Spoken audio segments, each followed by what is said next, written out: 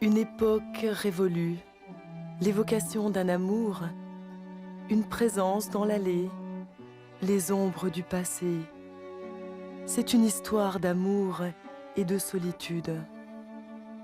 Un dernier souffle de vent, un dernier souffle de vie. Une illusion peut-être.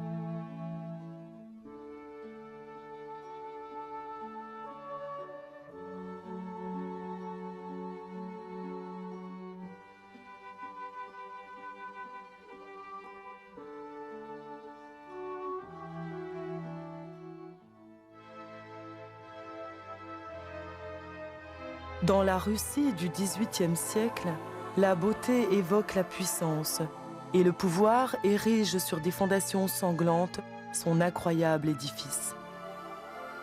Tout est immense, beau, désespéré aussi. Catherine II, dont les courtisans ont poignardé l'époux, le tsar Pierre III, a le champ libre pour modeler une grande Russie à la dimension de ses appétits. Catherine II, la sensuelle, l'autocratique. La grande Catherine pense que le pouvoir ne se partage pas même avec un fils. Paul Ier vient de perdre sa femme en couche. Catherine II veut pour lui une nouvelle épouse qui lui redonnera goût à la vie et l'écartera des allées du pouvoir. Lorsqu'Henri de Prusse, conseiller de Catherine II, prononce le nom de sa nièce, Sophie Dorothée de Wurtemberg, l'impératrice se remémore cette toute jeune fille qu'elle a vue autrefois à Stuttgart. Légende ou vérité historique? Elle dépose dans le bureau de son fils un médaillon qui représente la jeune femme. Il le trouve par hasard et tombe immédiatement amoureux de la miniature, puis de la princesse. Sophie Dorothée quittera le pays de Montbéliard, où elle a passé sa jeunesse, pour la Russie où son destin l'attend. Le 1er octobre 1776 commence avec leur union un bonheur parfait, une grande harmonie rarissime dans cet univers de mariages arrangés.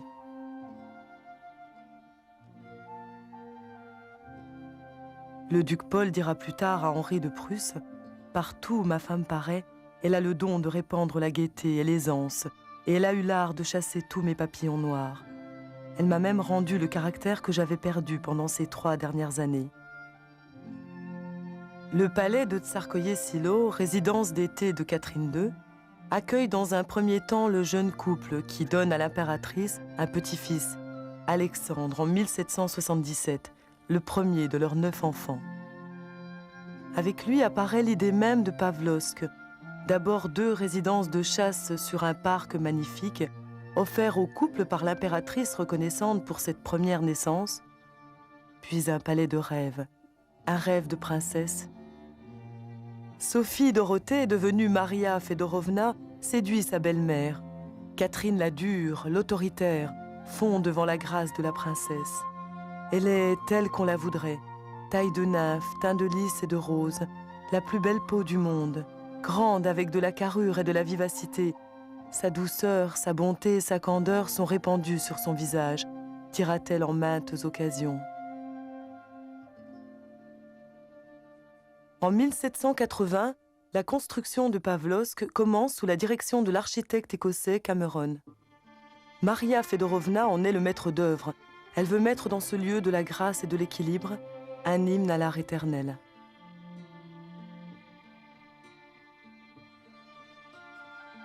En 1781, c'est le voyage romantique des 2 jeunes époux, un immense périple à travers l'Europe, sous les noms de comtes et de comtesses du Nord. L'Angleterre, la France, l'Italie, la Suisse ne peuvent faire oublier à Maria Fedorovna le beau palais qui s'élève un peu plus chaque jour pendant son absence. Elle écrira à plusieurs reprises, corrigeant les croquis de Cameron, supprimant ceci, demandant cela, et surtout posant la rituelle question « Comment va mon cher Pavlovsk ?»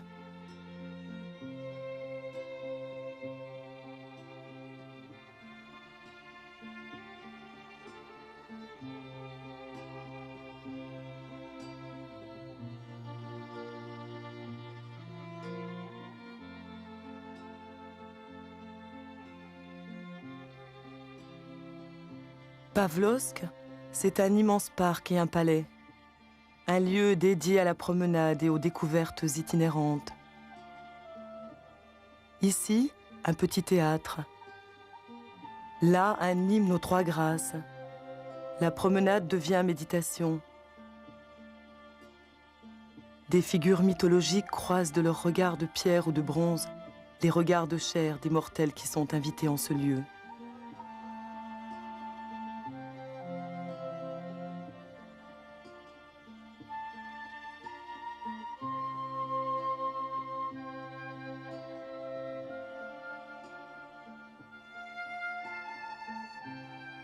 Quant au palais, s'il est empreint d'une certaine grandeur, il n'apparaît pas écrasant.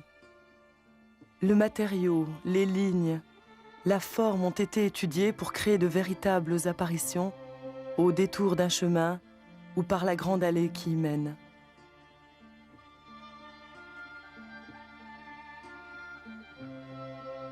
Tout ici nous parle de celle qui a voulu créer ce havre de beauté et de raffinement. Souvent, en ces lieux, le temps s'est arrêté sur des moments de bonheur, dans le jardin privé de Maria Fedorovna, dans le parc, alors qu'elle s'essayait à réaliser les portraits de ses enfants. Mais ce bonheur fragile pouvait-il résister au terrible abîme intérieur du tsarévitch Paul? Miné par la révélation de l'horrible assassinat de son père, qu'il croyait mort d'une attaque d'apoplexie, ses promenades deviennent vite des errances. Après le décès de Catherine II, Paul Ier monte sur le trône et devient tsar de toutes les Russies en 1796. Avec ce pouvoir écrasant, animé d'une volonté de réforme qui contrarie les courtisans de sa mère, le nouveau tsar subit une pression de plus en plus terrible. Renfermé, tourmenté par la manie de la persécution, il s'éloigne progressivement de la tsarine qu'il a tant aimée, lui donne Pavlovsk et quitte lui-même Gotchina, son refuge, pour emménager au château Michel qu'il a fait édifier pour abriter sa solitude méfiante à Saint-Pétersbourg. Il a vécu à peine 40 jours dans cette nouvelle demeure, lorsqu'il est assassiné par un groupe de nobles qui pense par cet acte préserver un ordre des choses établi par la grande Catherine.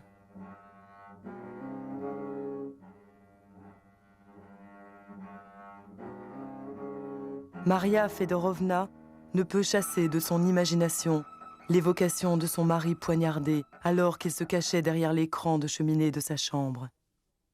Ce jour maudit et ceux qui suivront, gagnés par la crainte, elle ne peut se promener dans Pavlovsk qu'environnée d'hommes d'armes.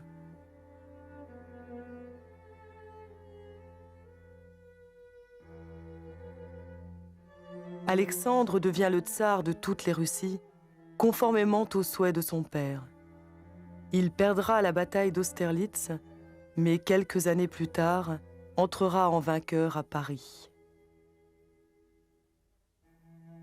Jusqu'à la fin de ses jours, Maria Fedorovna passera à Pavlovsk des moments heureux, se consacrant aux sciences et aux arts, ainsi qu'aux souvenirs de Paul Ier.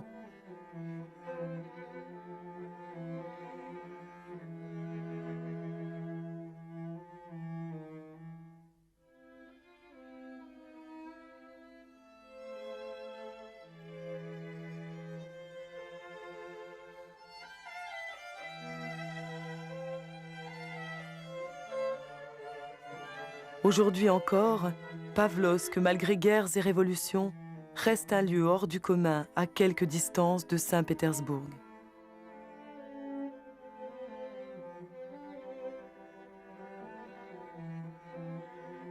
La lumière et l'atmosphère de ce site renvoient constamment à une autre époque. En ce temps-là, Maria Fedorovna, il vous arrivait de regretter la principauté de Montbéliard.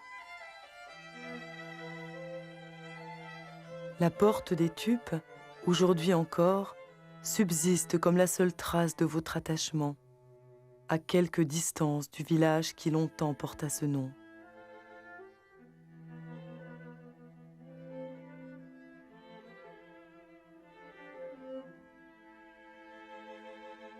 Dans la lumière dorée de certains après-midi, il semble que vous vous promeniez de nouveau sur les allées que vous avez tant de fois parcourues.